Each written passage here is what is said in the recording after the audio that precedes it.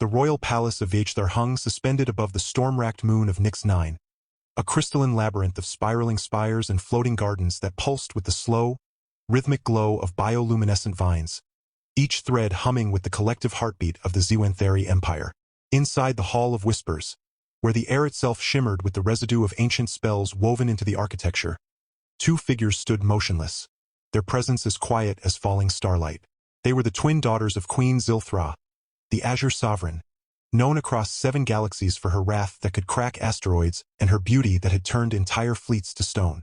Their skin, a deep, shimmering violet, caught the ambient light like polished amethyst, and their hair, long, flowing, and as white as the first snow on a dead world, fell in twin rivers down their backs, each strand threaded with faint silver filaments that glowed when they spoke in secret. They were Caliph and Vinara, though no one dared say their names aloud unless invited. They had never touched a human male, not because humans were forbidden, not because they were weak, but because no human had ever survived the trial.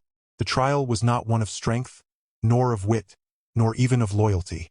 It was a test of stillness. The queen's grief, buried beneath layers of royal protocol and cosmic fury, had turned every suitor into a cautionary tale. A Zorthian prince had tried to serenade her with a symphony composed of dying stars.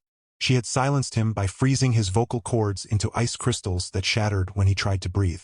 A fleet of Glamari warriors had stormed the throne room in a display of synchronized combat, only to be turned into statues that now lined the grand corridor, their expressions locked in mid-roar. Even the high priest of the Nebula cult, who claimed to speak the language of the void, had been reduced to a single, weeping tear that rolled down the marble floor and evaporated before it hit the ground. And then came Tarn. He was not a prince, not a warrior, not a prophet. He was a guard, a low-ranking, third-class planetary security officer from a backwater world called Solis 7, where the sky was gray, the coffee was bitter, and the most exciting thing that ever happened was when the municipal fountain stopped working for 3 days. He had been assigned to the VHTHAR delegation as a cultural liaison, a polite term for the human they forgot to send home. His uniform was ill-fitting, his boots squeaked when he walked, and he had a habit of humming old Earth pop songs under his breath while polishing the palace's ancient energy crystals. He didn't know he was supposed to be terrified. He didn't know he was supposed to be dead. Caliph and Vinara had watched him for weeks. They watched him kneel to pick up a dropped ceremonial sash without being asked. They watched him offer his last protein bar to a palace drone that had malfunctioned and was shivering in the corner of the east pantry. They watched him stand perfectly still for 3 hours during the queen's nightly tantrum, when she screamed about betrayal and the stars had gone dark, and every other guard had fled or collapsed into sobbing heaps, while Tarn simply adjusted his gloves, cleared his throat, and whispered, "You okay, ma'am?" As if she were a cranky neighbor who'd left her trash out too long. It was the whisper that broke them, not the words, not the tone, the fact that he hadn't flinched. So, on the night of the 7th lunar eclipse, a night when the palace's magic thinned and the veil between dimensions trembled, they crept into the Hall of Whispers, where Tarn stood sentinel over the queen's empty throne, his head bowed, his eyes closed, his breath slow and steady. They had never touched a human male before. Caliph reached out first. Her fingers, cool as liquid moonlight, brushed the back of his wrist. He didn't move. She gasped. It was like touching a sun that refused to burn. Vinara followed, her hand hovering over his shoulder, trembling. He exhaled. And then, softly, without opening his eyes, he said, "You guys really need to stop sneaking up on people." I nearly jumped out of my skin. They froze. They had expected fear, reverence, silence, not cess. Caliph's voice, when it came, was barely a breath. You are not afraid?" Tarn cracked one eye open. "Of you? Nah. You look like you just got out of a really good spa. Also, you smell like lavender and ozone. Kinda nice." Vinara blinked. "Lavender? We have never encountered lavender. That is a terrestrial flower. It does not grow on Nix 9. It does on Solis 7, Tarn said, finally opening both eyes and turning to face them. "My mom grew it in her window box. Said it kept the spiders away. You got any spiders here?" The sisters exchanged a glance. Then, in perfect unison, they whispered, "No." "Good," Tarn said, nodding. "Spiders are gross, especially the ones that spin webs in your boots." Caliph tilted her head. You do not find us strange?" Tarn studied them, really studied them, the way their white hair moved as if caught in a slow-motion wind, the way their violet skin shifted hue with their emotions, deepening to indigo when nervous, glowing faintly gold when curious. He noticed the tiny scars along Vinara's left forearm, the way Kalitha's right ear had been slightly reshaped by some ancient ritual. He saw not monsters, not queens in waiting, not cosmic horrors. He saw two girls who were scared. I mean, he said slowly, you're purple, and your hair's white, and you're standing in a palace that looks like it was built by a dragon who won a design competition on a space station. But honestly, you're not weirder than the guy at my old job who thought he was a time-traveling chicken. They stared. Vinara whispered, chicken. Yeah. He wore a feather boa and clucked every time the coffee machine broke. Boss let him keep doing it because he fixed the machine every time. Kalitha's lips twitched. A tiny, almost imperceptible curve. You find this amusing? I find most things amusing if you give them time, Tarn said, shrugging. Also, you two are holding your breath. You're gonna pass out. They exhaled in a synchronized rush, their hair flaring slightly as if startled by their own release. You are different, Vinara murmured. Different is good, Tarn replied. Different means you don't get bored. Boredom's the real monster. They didn't move. They didn't speak. But something shifted in the air. The tension that had haunted the palace for centuries, the weight of grief and rage and isolation, began to loosen, like a knot untied by gentle fingers. The next morning, Queen Zilthra summoned Tarn to the chamber of echoing tears. He walked in barefoot. His boots had been confiscated the night before after he'd left them in the throne room to air out. As he'd put it, they smell like regret and stale space rations, he told the guard who tried to stop him. The queen sat upon her obsidian throne, her form towering, regal, terrifying. Her skin was darker than her daughter's, a deep, bruised violet that seemed to drink the light. Her hair, long and silver as a comet's tail, cascaded down her back like liquid metal. Her eyes, two pools of molten amber, glowed with the fury of a dying star. Behind her, the walls were lined with the frozen faces of suitors. Each one had been turned to stone in the moment of their greatest arrogance. One held a rose in his hand, another clutched a crown. A third had his mouth open mid-laugh, as if he'd just made a joke no one else understood. Tarn didn't flinch. He didn't bow. He didn't kneel. He just stood there, hands in his pockets, and said, "So, you're the reason everyone's turned to rock." The queen's voice was the sound of 1,000 galaxies collapsing. You dare speak to me so? Tarn nodded. Yeah, you're loud, and you've got a lot of statues. That's gotta be a pain to dust. The queen rose. The chamber trembled. The statues cracked. Human, she hissed. You have trespassed where no soul has dared. You have defied the laws of the Zyantheri. You have looked upon my grief and found it funny. Tarn scratched his head. I didn't find your grief funny. I found it sad. You're mad because you lost someone. I get that. My dog died last year. Took him 2 weeks to go. He kept licking my hand even when he couldn't lift his head. I cried for 3 days. Then I got a new dog. He's a mutt. He pees on the couch. I love him. The queen froze. Her amber eyes narrowed. You speak of loss as if it were ordinary. Yeah, Tarn said. It is. It's just part of living. You can't stop it. But you can stop letting it turn you into a statue factory. The queen stepped forward. The air itself screamed as she moved. You do not understand. I am not merely grieving. I am cursed. My husband, the Emperor of the Seventh Veil, was taken from me by the Devourer of Hearts. A being older than time, took his soul, his voice, his laughter. And now every suitor who comes seeking my hand, they are tested. Not for strength, not for wisdom, but for stillness. Only one who can stand before me without trembling, without begging, without fear, can break the curse. Tarn blinked. So, you turn people into statues because they're scared? Yes. And you've been doing this for how long? 637 years. Tarn whistled. That's a long time to be mad. The queen's hand lifted, crackling with energy. You will be the next statue, human. Your insolence will be your epitaph. Tarn didn't move. He just looked at her. Then he sighed. Look, he said. I don't know what your husband looked like. I don't know what he laughed at. I don't know if he liked spicy noodles or hated the smell of rain. But I know this. If he was anything like the people I've known, he wouldn't want you sitting here, turning every guy who tries to love you into a paperweight. He'd want you to be happy. Even if it's messy. Even if it's weird. Even if it's me. The queen's hand trembled. The energy in the air flickered. For the first time in centuries, the statues in the walls did not glow. They dimmed. Caliph and Vinara appeared silently at the chamber's edge, their white hair swirling like smoke. "Mother," Caliph whispered. "Do not speak," the queen hissed. But Vinara stepped forward. "Mother," she said, her voice softer now, steadier. "He is right." The queen turned to her daughter, eyes blazing. "You dare defy me?" Vinara bowed her head, but did not kneel. "No, but I dare love you.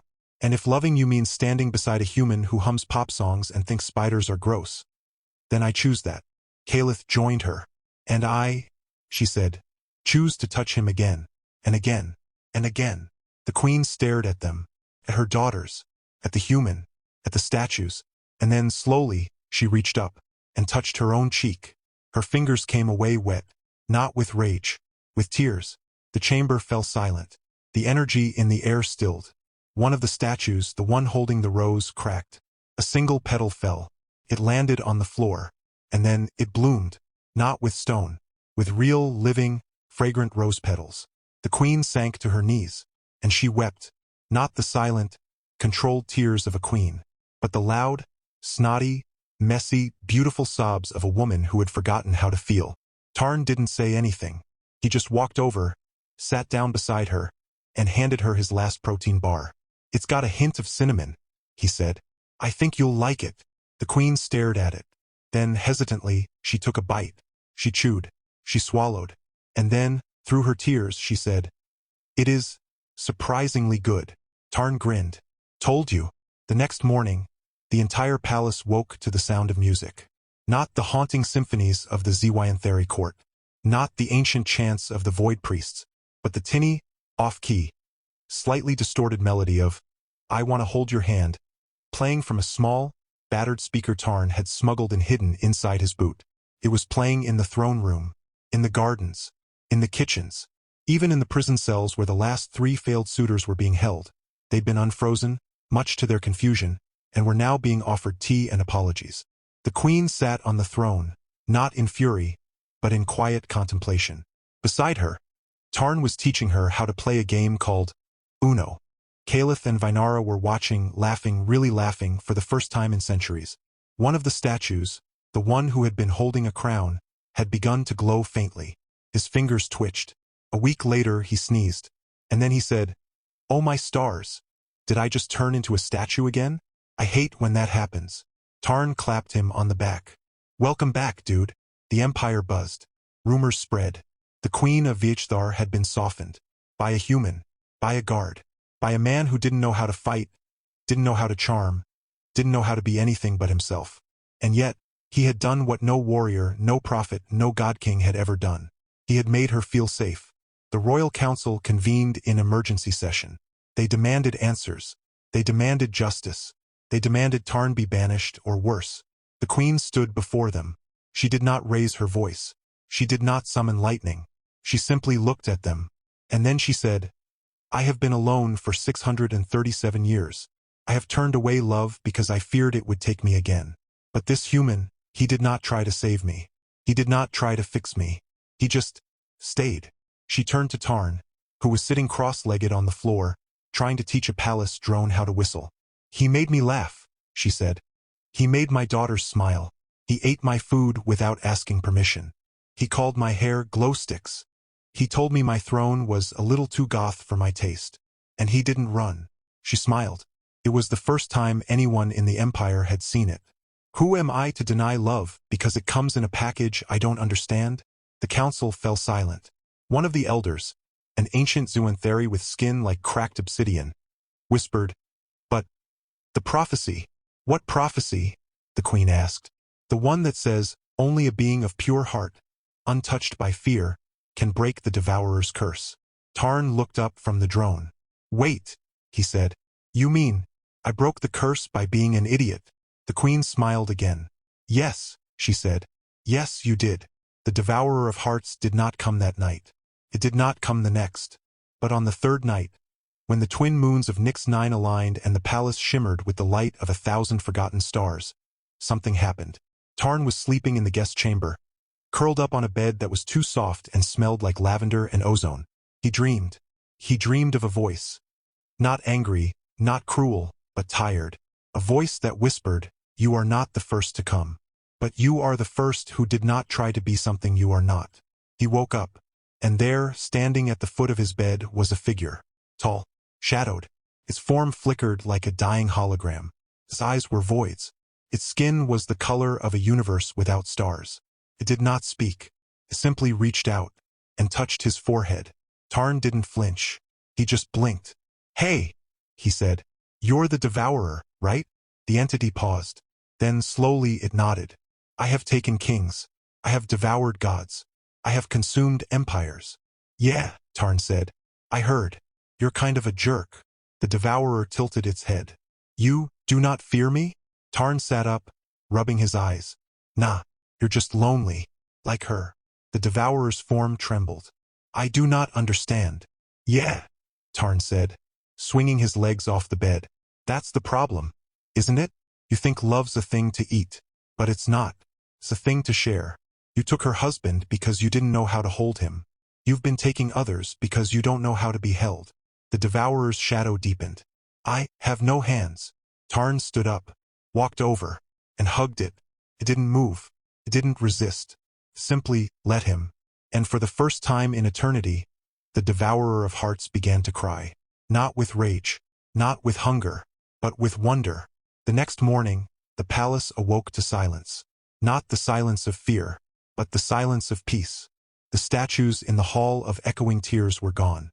All of them, every single one. In their place a garden had grown. A garden of living roses. And in the center a single stone bench. On it, a plaque. It read, "For those who came to conquer. For those who came to plead. For those who came to break. And for the one who simply stayed." The queen stood at the garden's edge. Her hair, once silver and cold, now shimmered with streaks of warm gold. Beside her, Caliph and Vinara held hands. And beside them, Tarn was trying to teach the devourer how to make tea. Kept trying to absorb the teapot. Tarn kept putting it back. "You're doing great," he said, grinning. "Just don't drink it. It's hot." The devourer stared at the cup. Then, very carefully, it lifted it and took a sip. It didn't burn. It didn't dissolve. Just warmed. And for the first time since time began, the devourer of hearts said, softly, "I think I would like to try again." The queen smiled, and she reached out and took Tarn's hand. And for the first time in 637 years, she did not let go. And the stars above Vijthar, those ancient, cold, distant things, began to sing. Not in fear, not in awe, but in joy. Because love, it turned out, didn't need to be powerful. It just needed to be patient. And sometimes, it came in the form of a guy who hummed bad songs, hated spiders, and thought a throne was a little too goth. And that somehow was enough. The peace in the palace of Vijthar did not last. 3 days after the devourer of hearts sipped its first cup of tea, the sky above Nix-9 split open. Not with thunder, not with fire, but with silence. A deep, swallowing silence that devoured sound itself. One moment, Tarn was showing the devourer how to play checkers using glowing palace crystals. The next, the air turned thick and gray, the bioluminescent vines dimmed, and every voice in the palace, every whisper, every laugh, every hum, vanished into a vacuum. Even the stars outside the crystalline windows went dark. The devourer froze mid-move. Its form, once flickering with hesitant warmth, collapsed inward, as if something had yanked the very essence from its core. It let out a sound no one had ever heard before. A single choked gasp, before dissolving into smoke that curled toward the ceiling and disappeared. At the same time, Queen Zilthra staggered, clutching her chest. Her amber eyes flickered like dying embers. "It's back," she whispered, her voice cracking. "Not the devourer. Something worse." Caliph and Vinara rushed to her side, their white hair losing its silver sheen, turning dull and brittle. "Mother!" Vinara cried. "What is it?" "The void maw," Zilthra said, her voice hollow. "The devourer was only its scout. Its child. The real horror has awakened." Tarn stood up, his checkers forgotten. "So, bad guy upgrade?" The queen didn't laugh. She turned to him, her face pale with terror. The void maw doesn't take souls. It erases them, not just from life but from memory, from history. If it consumes you, no one will remember you ever existed. Not your name, not your deeds, not even the space you once occupied. Tarn paled. So, like, I could vanish, and you just forget I was ever here? Yes, Zilthra said. And worse, it feeds on love. The stronger the bond, the more it hungers. It came because you made us feel again. As if summoned by her words, the floor beneath them trembled. Cracks spiderwebbed through the crystalline tiles, glowing not with light, but with absolute blackness, void cracks. From them oozed a thick, tar-like substance that didn't drip. It undripped, as if defying gravity and time both. Caliph stumbled back. It's rewriting reality. Suddenly, a guard burst into the garden, his helmet askew, eyes wide with panic. Your Majesty, the outer spires, they're gone. Gone, Vinara asked. Not destroyed, unmade, as if they never existed. The archives, the Hall of Ancestors, the nursery wing, poof. No rubble, no debris, just empty sky. Tarn's mind raced. It's not attacking, it's editing. Zilthra nodded grimly. The void maw doesn't conquer. It rewrites the story of the universe, page by page, until only it remains, and even it will forget itself in the end. That night, the royal council reconvened, not in the chamber of judgment, but in the heart of the now shrinking palace. The garden of roses had already vanished, the stone bench reduced to a blank patch of floor. Tarn stood before them, no longer the awkward guard but something else. Someone who had faced death, loneliness, and cosmic horror, and still offered tea. We can't fight it, he said plainly, because it doesn't exist in a way we can punch. But maybe we don't need to destroy it. Maybe we need to remember. Remember what? Asked Elder Vroth, his obsidian skin now mottled with gray patches, the first sign of erasure. Everything, Tarn said. Our names, our stories, our mistakes. My dog's name was Biscuit. He loved socks, stole them all. One time he swallowed a whole laundry basket handle. Had to get surgery. I cried in the vet's lobby.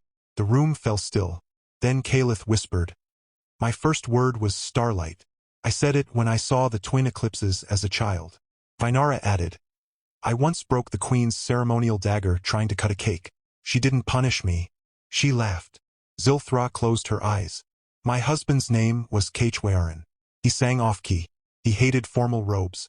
He once turned the royal treasury into a playground for refugee children.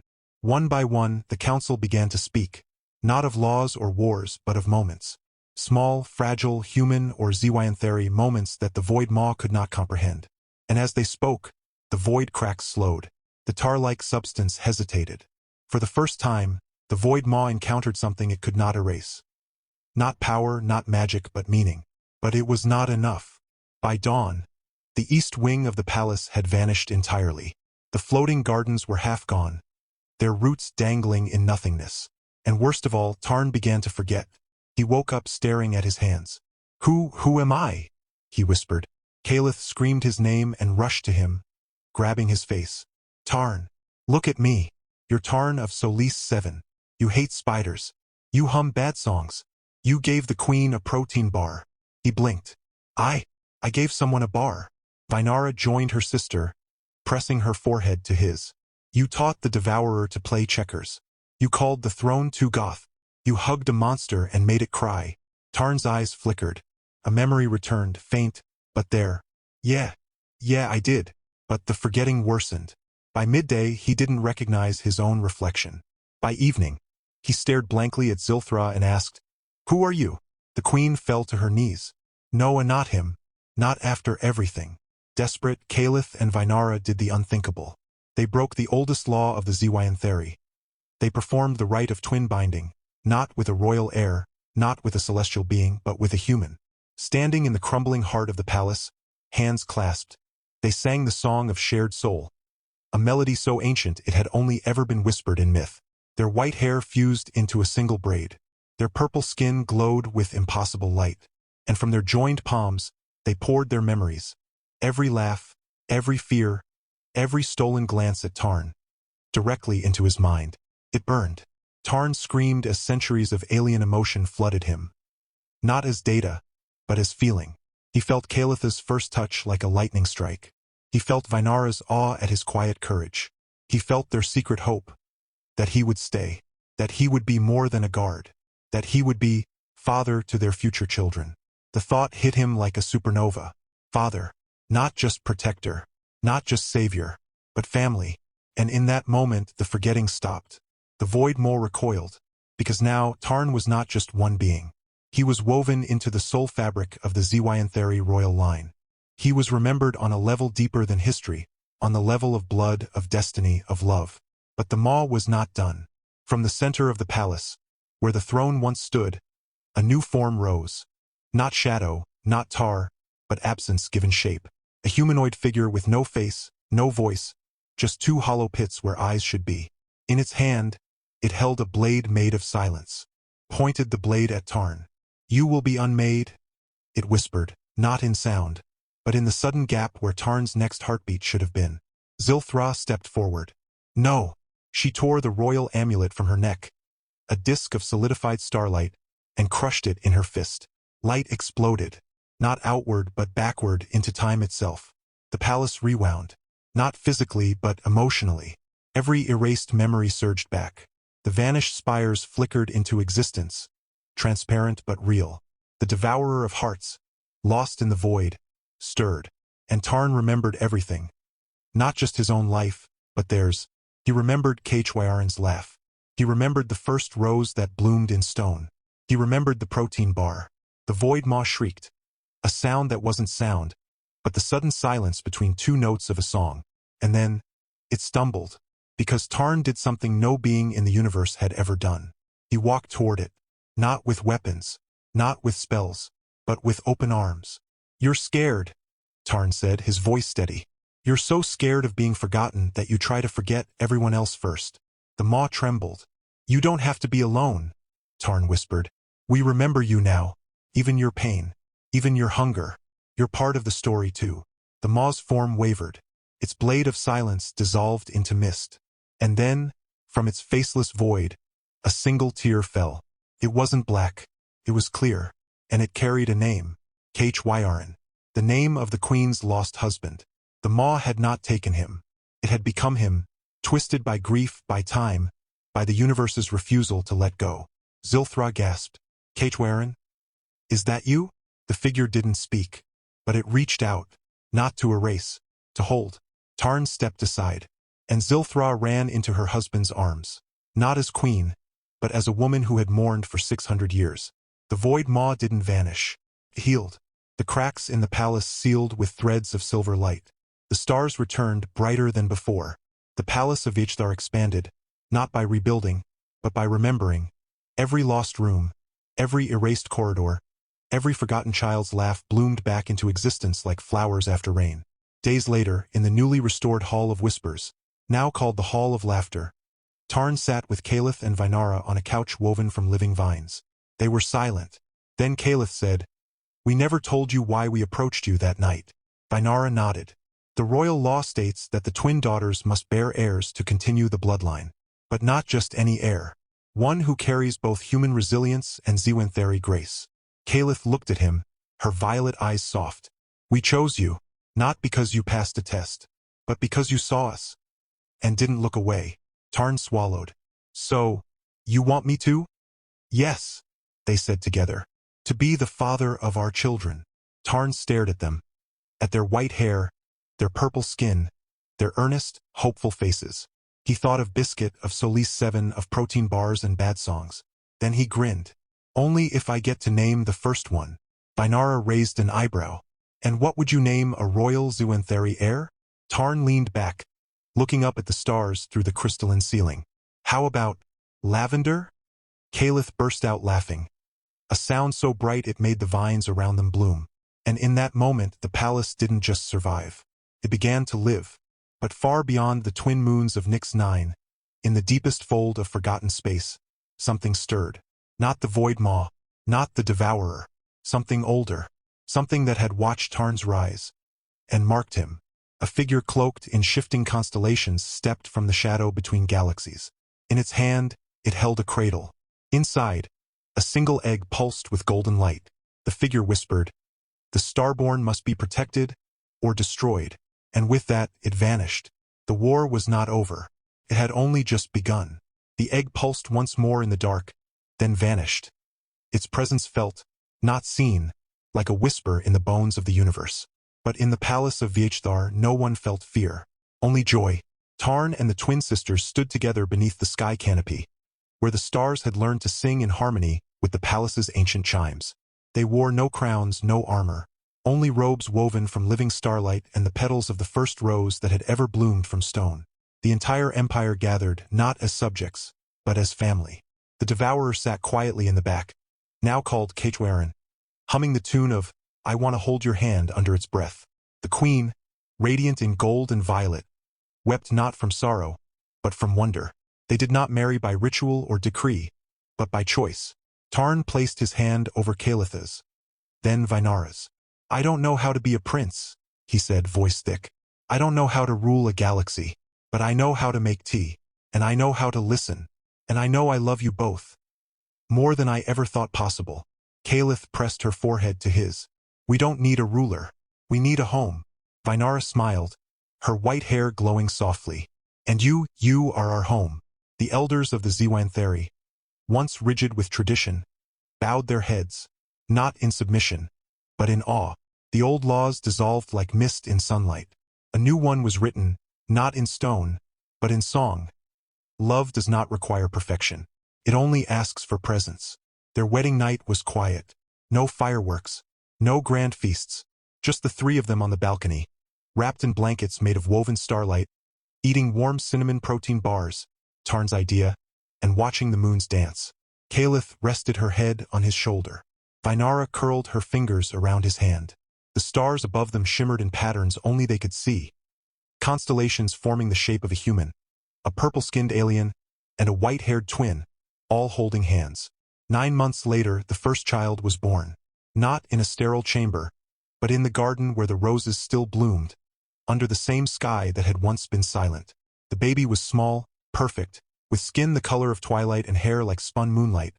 Half human, half HFY, wholly miraculous. They named her Lavender. She cried the first time she saw the stars. And then she smiled. The second child came 2 years after. A boy with eyes like molten amber and a laugh that made the palace vines dance. They called him HFY, after the father who had returned from the void. Tarn never became a general, never led an army, never wore a crown. But every morning, he woke before dawn to make tea for 3. He taught Lavender how to whistle. He taught HFY how to play checkers without cheating. He read them stories, not of heroes and battles, but of dogs who stole socks, of queens who cried over protein bars, of monsters who just needed to be hugged. The empire flourished. Trade routes opened. Art bloomed. Libraries filled with books written by humans and aliens together. Poems about silence, songs about laughter, manuals on how to make the perfect cup of tea.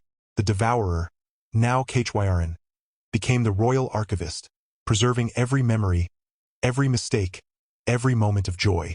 The queen, no longer burdened by grief, traveled the stars with Tarn and the twins, visiting worlds that had forgotten how to hope. She taught them to laugh again.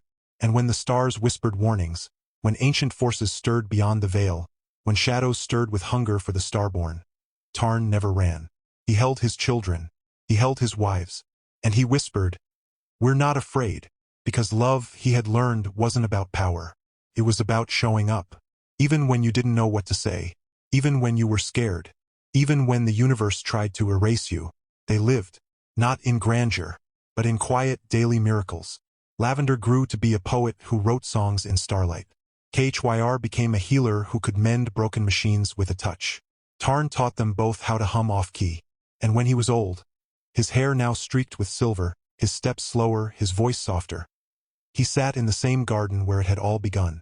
Kalith and Vinara sat beside him, their white hair now threaded with gold, their skin still glowing with the same quiet light.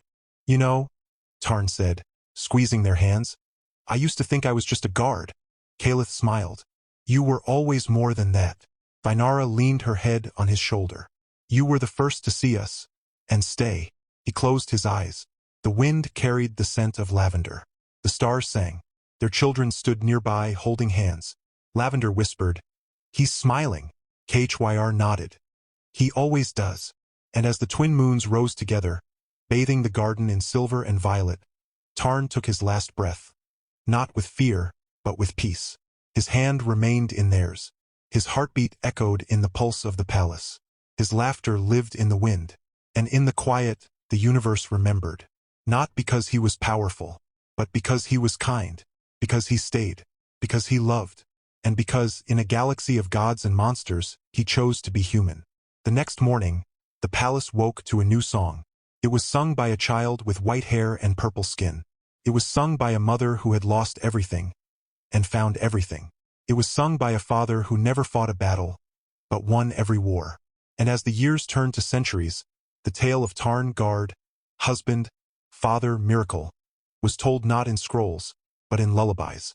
Every child born in the Zyanthari Empire was given a small, woven charm. On it, etched in starlight, were 3 words: stay, hum, love.